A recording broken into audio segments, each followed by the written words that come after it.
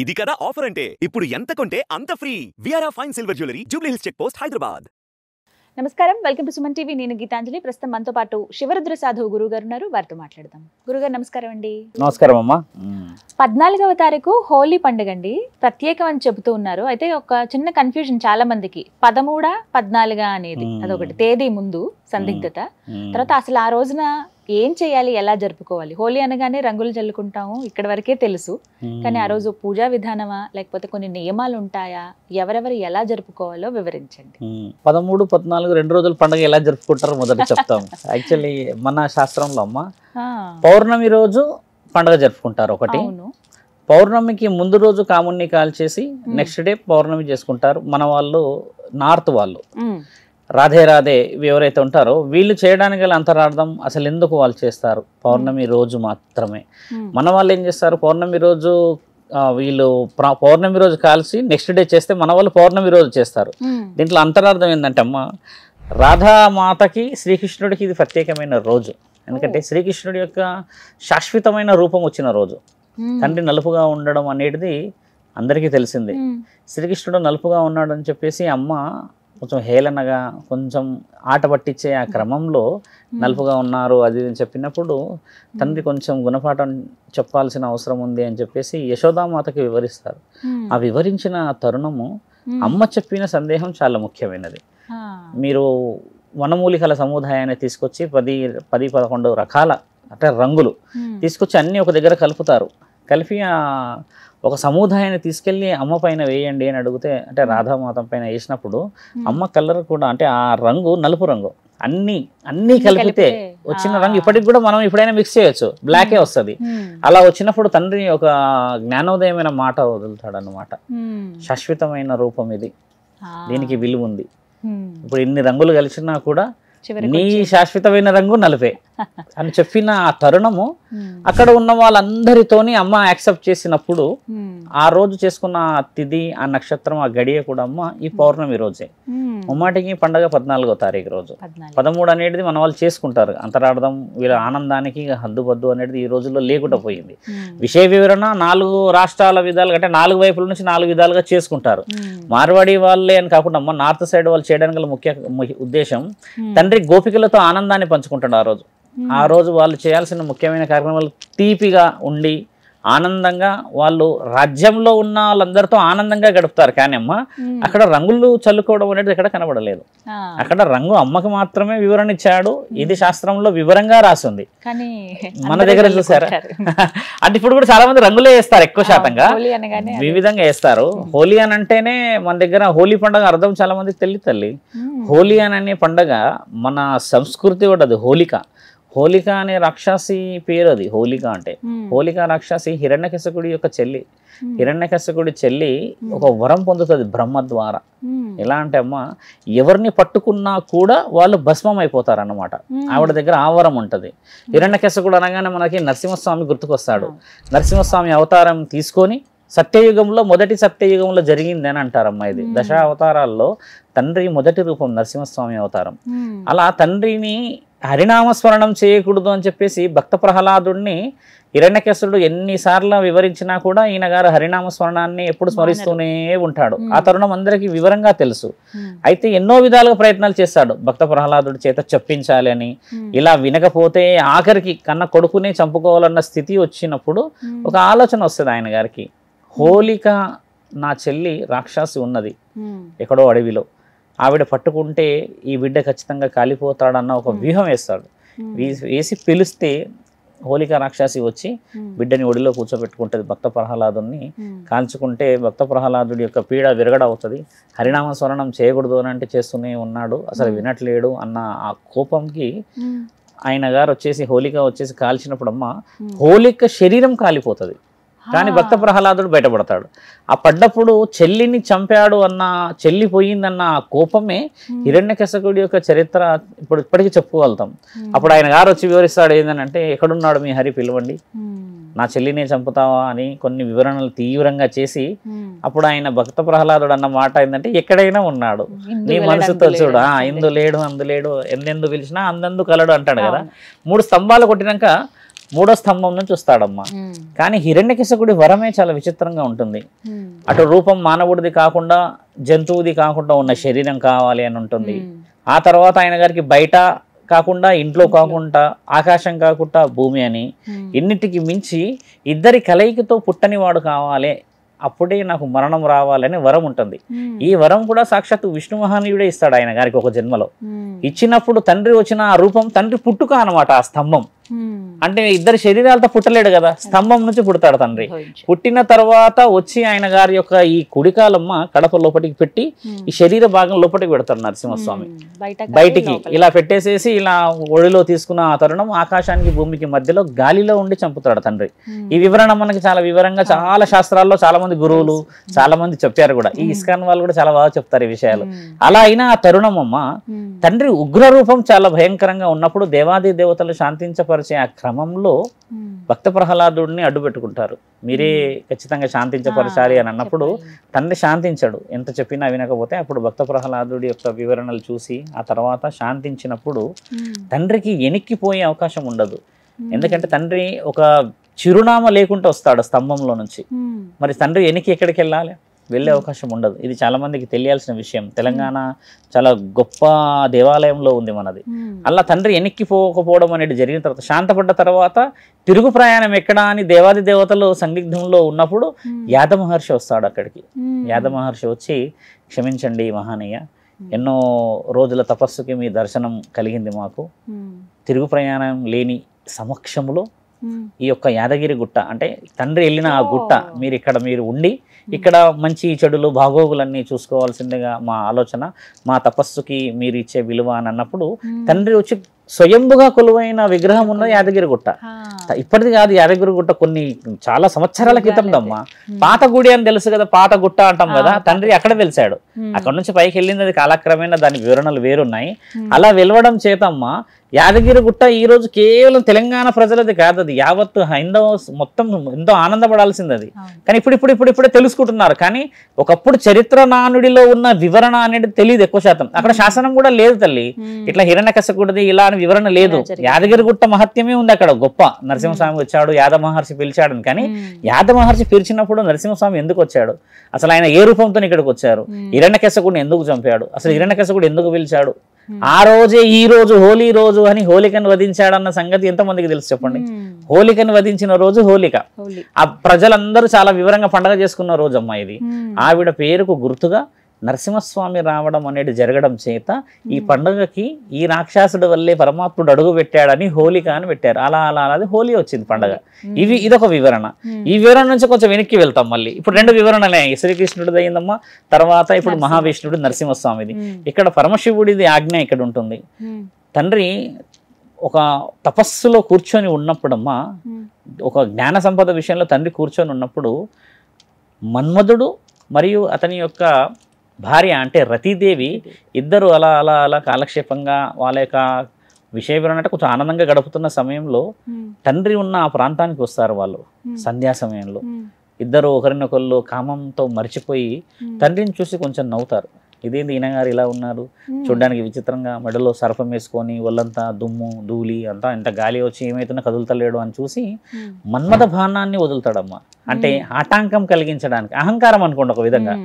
తండ్రి చాలా కోపంతోనే, ఎందుకంటే తండ్రిని ఆ స్థితిలో ఎవరు ఆపలేరు. పార్వతీమాత కూడా అమ్మ తండ్రి కళ్ళు మూసుకున్నప్పుడు పిలిచే అధికారం లేదని శాసనాల్లో ఉంది.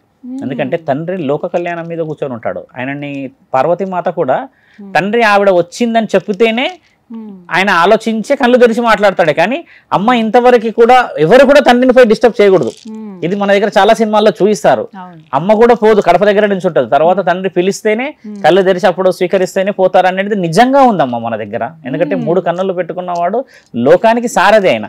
అలా ఆ మన్మధుడు చేసిన బాణానికి తండ్రి చాలా చాలా కోపాన్ని వ్యక్తపరచమ్మా. ఒకసారి 3వ కంటిలో నుంచి ఆయన భస్మం చేస్తాడు.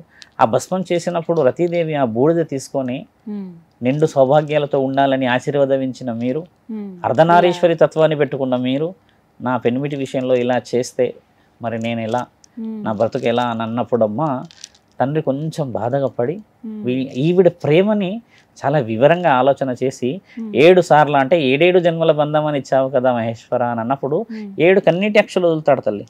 ఆ 7 కన్నీటి అక్షులే ఇప్పుడు మన దగ్గర సప్తముఖి రుద్రాక్ష తండ్రిది ఈ వివరణ వచ్చింది. సర్పదోషాలు ఉన్న వాళ్ళు పెట్టుకుంటారు ఎక్కువ శాతంగా, చెప్పేవాళ్ళు కూడా కొంచెం తగ్గారు. కానీ అలా ఉన్నప్పుడు తండ్రి ఏమంటాడంటే రతీదేవికి ఇస్తాడు, నేనైతే వెనక్కి తీసుకోలేను, ప్రాణం పోయింది, మన్మధుడిని నేను బతికించలేను. కానీ మన్మధుడి యొక్క వివరణ గురించి నేను మానవ శరీరాల్లో కామం అనేది ఉండడం చేత అక్కడ బతుకుంటాడు నీ పెనిమిటి. ఈ రోజు జరిగిన ఈ సందర్భంలో కామ దహనం జరిగినప్పుడల్లా నీ పెనిమిటి పుడుతూ ఉంటాడు. కాబట్టి ప్రతి ఈ పౌర్ణమి అంటే జరిగినది కూడా ఇదే పౌర్ణమి. ఈ పౌర్ణమి రోజు ఎవరైతే చేస్తారో కాముడి యొక్క దహనం కానీ పూజ కానీ పాల్గొంటారు అందరు వివరంగా. ఆ రోజు మానవ శరీరంలో ఉన్న కామాన్ని దహనం చేసి వారి యొక్క శరీరాలను వాళ్ళు కాపాడుకున్నట్టుగా అక్కడ ఎలా అయితే పూజ జరుగుతూ ఉంటుందో ఇక్కడ నీకు నీ పెనిమిటి విషయ వివరణలో ఊపిరి అంటే మళ్ళీ ఆయన బతుకున్నాడు అనేది అర్థం. కామం అందరి శరీరాలు బతికే ఉంది కదా, 90 ఏళ్ళ వాళ్ళకు కూడా అది అలాగే ఉంటుంది. కాకపోతే వివరణ వేరు వయసు రీత్యా అనుకోండి. అలా చేసుకున్న రోజు కూడా ఈ పౌర్ణమి రోజే ఆ విధముగా కూడా పండగ జరుగుతుంది. కాముండి దహనం ఎందుకు చేస్తారో చాలా మందికి తెలియాలి. ఇక్కడ దహనం ఎందుకు చేస్తున్నారో తెలియదు కదమ్మా. ఈ విధంగా ఉండడం చేత కామదహనం చేస్తారు. మన్మధుడు రతీదేవికి ఇచ్చిన మాటకి పరమశివుడు ఆజ్ఞను పాటించే రోజు. ఈ విధంగా ఉన్నప్పుడు 4వ తరుణం భస్మాసురుణ్ణి మోహిని వధించిన రోజు కూడా ఈ రోజే. తండ్రికి వరం ఇచ్చిన తర్వాత తండ్రి పరిగెత్తుతూ ఉంటే ఈ వరం పనిచేస్తుందా లేదని చూసినప్పుడు మోహిని అవతారంలో మహావిష్ణువు రావడం, ఆ తర్వాత ఈయన గారు భస్మాసురుడు చూసి మోహినిని మోహించినప్పుడు అలా ఎలా నీ దగ్గరకు వస్తాను, నువ్వు నాట్యం చేయాలన్న తరుణం కొంచెం ఉంటది వివరంగా. అలా అయిపోయిన తర్వాత ఆ విషయం భస్మాసుడు తల పెట్టుకుని చేతి పెట్టుకున్నప్పుడు చనిపోతాడు కదమ్మా, అది 4వ తరుణం. ఇక్కడ ఇన్ని 4 తరుణాలు జరిగినాయి ఇక్కడ మన దగ్గరమ్మా. అంటే దేవాది దేవతలు ఇచ్చిన దైవ సందేహం మీరు అన్నది. ఇప్పుడు 5వ సందేహం మీరు అన్నది రంగులు ఎందుకు పూసుకోవాలి. అసలు ముఖ్యమైనది ఈ 5 అయితే ఈ 4 ఎవరికి సంబంధం లేదు, ఎందుకంటే ఈయన వాళ్ళే వింటారు. కానీ 5వది చాలా ముఖ్యమైనది. ఈ రంగులు రాసుకోవడానికి గల ముఖ్యమైన కారణం ఏంటంటే అమ్మ, ఇప్పుడు వచ్చే ఈ మాసం అంటే వసంత మాసంలో సూర్యుడు మా తీవ్రమైన మంటలో ఉంటాడు. అంటే ఎక్కడైతే మకర సంక్రాంతి మొదలవుతుందమ్మా అప్పటి నుంచి భానుడు ఆయన ప్రతాపం చూపిస్తూ ఉంటాడు. ఈ నెల తర్వాత ఇంక వివరంగా ఉంటాడు. ఇలా ఉన్నప్పుడు ఏంటంటమ్మా, ఒకప్పుడు ఇంతటి నీళ్లు లేవు మన దగ్గర, సోర్సెస్ బోర్లు తర్వాత తీసేటి లేవు కదా, నదులు అక్కడక్కడ బావిలో ఋషివర్యులు తీసిన దాంట్లో తెచ్చుకోవాలి కదా. ఈ 3 నెలల్లో ఎన్నో బావిలు ఇంకిపోవడాలు, ఈ సరస్సులన్నీ ఆరిపోవడాలు జరగడం చేత మన వాళ్ళంతా ఋషులంతా ఆలోచన ఏం చేశారంటమ్మా, చర్మానికైతే ఖచ్చితంగా కడుక్కోవడాలు స్నానాలు చేయడాలు అయితే తప్పదు. ఇది లేకపోతే ఇప్పుడున్న ఈ వాతావరణ రీత్యా చర్మం ఎక్కడికైనా పాడే అవకాశం. కాబట్టి ఈ 8-9 రంగులు ఎక్కడెక్కడైతే ఉన్నాయమ్మా, it is called like rainbow ఏదైతే మనకు వస్తుంది ఆకాశంలో, ఈ 7 రంగులను తీసుకొచ్చేసి అవి ఇప్పటికీ దొరుకుతాయి అడవిలలో, అవన్నీ తీసుకొచ్చి శరీరాలకు పూసి 3 నెలల వరకు స్నానం చేయకూడదని హెచ్చరిక ఉండే అమ్మ ఒకప్పుడు. ఇది వివరంగా మన దగ్గర సైంటిస్టులు చెప్పారు. ఇది 100 సంవత్సరాల క్రితం కూడా జరిగింది. ఎందుకంటే 3 నెలలు స్నానం చేయకపోవడం వల్ల ఏమవుతుందంటే అమ్మ, నీళ్లు ఉండకపోయేటిది. ఉన్న నీళ్ళని వీళ్ళంతా సద్వినియోగం ఈ 3 నెలలకు చేసుకోవాలి. ఎప్పుడైతే ఋతుచక్రాలు బాగా కదులుతాయమ్మా, ఈ ఋతుపవనాలు జూన్ మాసం మొదలైనప్పుడు పడతాయి కదా, అప్పటి వరకు ఉండాలి అన్న ఓపికతోని వాళ్ళు వేసిన వ్యూహమే ఈ రంగులు. మన దగ్గర ఆ రోజు వివరంగా చేసేస్తున్నామే, నీళ్ళు ఎన్ని లక్షల క్యూసెక్లు వేస్ట్ చేస్తున్నాం, నీళ్ళే వేస్ట్ చేయదంటారు కదా. మన దగ్గర తెలుసుకోవాల్సింది కూడా ఏంటంటే అమ్మా, గుడ్డు కొట్టేస్తారే నెత్తి మీద, పండ్లు కొట్టేస్తారు, ఎంత వృధా అవుతుంది. ఇది ఎందుకు వల్ల ఏమవుతుంది అంటమ్మా, శాస్త్రం ఎలాగో కాపాడబడతలేదు. మీరు బాగా గమనించాలి. రంగులు ఎక్కడ పూసుకోవద్దని ఎప్పుడు మనము ఏ విషయంలో కూడా చెప్పలేదు, గురువులు ఎవరు కూడా చెప్పలేరు. చెప్పిందల్లా ఏంటంటమ్మా, రంగుల ముసుగులో మనందరము శరీరాలు ఆరోగ్యాలు, ఈ ఐస్ లోపల డైజెస్టివ్ సిస్టమ్ కూడా పాడైపోతుంది కదా. ఇది ఒక 4-5 డేస్ వరకు మనిషిని ఇబ్బంది పెడుతుంది. ఇదొక విషయం. రెండో విషయం అమ్మా, మన దగ్గర మనం గమనించాల్సింది ఏంటంటే, ఈ నీళ్లు అంతగా హడావిడి చేయాల్సిన అవసరం లేదు. పండగల అప్పుడు ఇంట్లో అందరు పిలిచి కూడా పండగ చేసుకోవచ్చు, 1 గంట ఆడుకోవచ్చుగా. పొద్దంతా ఆడుకొని ఇబ్బంది పడాల్సిన మద్యం భంగ్ అనేది ఏదైతే ఉంటుందమ్మా తాగేది, మన దాంట్లో లేదు అసలు. అది అసలు ఈ భంగ్ అనేది లేనే లేదు. అదొక చిన్న పిల్ల లాంటిది వేసేసి ఆ పాలల్లో కానీ ఆ మజ్జిగలో పెరుగులో కలిపిస్తారు మత్తు పదార్థం. ఈ మత్తు పదార్థం అంతా గోకులం వరకే. ఎందుకంటే వాళ్ళు ఆనందంగా ఉండడానికని చెప్పేసి ఆ మై మర్చిపోయే రీతి. ఇక్కడ అవతల వ్యక్తిని ఇబ్బంది పెడుతున్నాం కదా. మద్యం ఇప్పుడు బంగ తాగుతలేరు కానీ దానికంటే సుపీరియర్ వచ్చారు కదా చాలా మంది. కాబట్టి హోలీ పండుగ చూడము 5 విధాలుగా శాస్త్రం రాస్తుంది. మీరు అన్నట్టుగా పౌర్ణమి, ఈ పౌర్ణమి రోజు ఇన్ని విషయాలు జరిగాయమ్మా. ఇలా వచ్చిన పండుగ హోలీ, ఎన్ని రంగులు వేసుకున్నా కూడా జీవితం రంగులమయం కావాలనేది పరమాత్ముడి ఆజ్ఞ. అక్కడ అన్నిట్లలో చూడండి దేవాది దేవతలు లోక కళ్యాణమే చేశారుగా. మరి మనం ఏం కళ్యాణం చేయబోతున్నామో ఈ రంగుల పండుగనన్నా మార్చాలి. ఇప్పుడు మనం అంటే వివరంగా పోవాలి, అంత హెవీగా పూసుకోవడం చేయడం చాలా తప్పు కదా తల్లి. ఇప్పుడు మీరు గమనించండి, అంటే నార్త్ సైడ్ వాళ్ళు కూడా ఆడతారు, అది మన వాళ్ళని ఎక్కడ తక్కువ చేయట్లేదు. కుటుంబాల విధంగా ఆడుకోవడం మంచిది. ఇప్పుడు ఏమైపోయిందంటే అమ్మ, కుటుంబాల విధాలుగా ఆడుకోరు మన వాళ్ళు. పోయడాలు చేయడాలు, బండి మీద పోవడాలు చేయడాలు, యాక్సిడెంట్లు అవుతాయి, నెక్స్ట్ డే పేపర్లు ఎన్ని పడతాయి చూడండి. ఇలా కాకుండా మనమే, మన కాలనీ ఉంది, మన అసోసియేషన్ ఉంది కదా, అందరితో పాటు హ్యాపీగా ఆడుకోవాలి. నీళ్లు ఒకటి వేస్ట్ చేయకూడదు అని అంటే అమ్మా, ఇప్పుడు వినేవాళ్ళు కూడా లేరు. ఇప్పుడు అంత డెవలప్మెంట్ అయ్యింది. ఎక్కడో సౌత్ ఆఫ్రికాలో ఎక్కడెక్కడ కూడా చిన్న చిన్న చిన్న చిన్న దేశాల్లో నీళ్ళ కష్టం ఉంది, కానీ ఇప్పుడు ఇక్కడ లేవు. కానీ పరమాత్ముడు ఆజ్ఞ ఏంటంటమ్మా, లోక కళ్యాణం అని అంటే నువ్వు నీళ్లు వృధా చేయకపోవడం కూడా లోక కళ్యాణం ఈ సమయంలో. మిగతా సమయంలో ఎలాగో నీళ్లు ఉంటాయి కదా, కాబట్టి ఆచితూచి ఆడుకొని ఆరోగ్యాలు కాపాడుకొని అమ్మా. పిల్లలకు ముఖ్యంగా ఆ రోజు పౌర్ణమి కాబట్టి కులదైవానికి చేసే పూజ చాలా బలమైనది. ఎందుకంటే ఇక్కడ 5 దేవతలు అడుగుంది ఇందులో. నరసింహస్వామిది, విష్ణుది, తర్వాత శ్రీకృష్ణుడిది. మనకు తెలియకుండానే అమ్మ, మన కుల దైవాన్ని పూజిస్తే ఆ రోజు ప్రత్యేకంగా వీళ్ళు చేసుకున్నవారు కాబట్టి దేవాది దేవతలు కూడా ఇంటికి వచ్చి వెళ్తారనే నాణ్యుడు ఉంది. ఈ పౌర్ణమి రోజు ఎందుకు జరిగిందంటమ్మా, పౌర్ణమి అనేది అమావాస్య అనేది ఏంటంటమ్మా 100% అంటే 100% ఫలితాలను ఇచ్చే రోజు. మరి ఆ రోజు పండుగ చేసుకోవాలి, ముందుకు వెళ్ళాలి. మాంసాహారం తినేటోళ్ళు కూడా తింటారు, దాంట్లో నియమాలు అయితే ఎక్కడ లేవు. హోలీ పండుగ రోజు చాలా వివరంగా ఉంటుంది.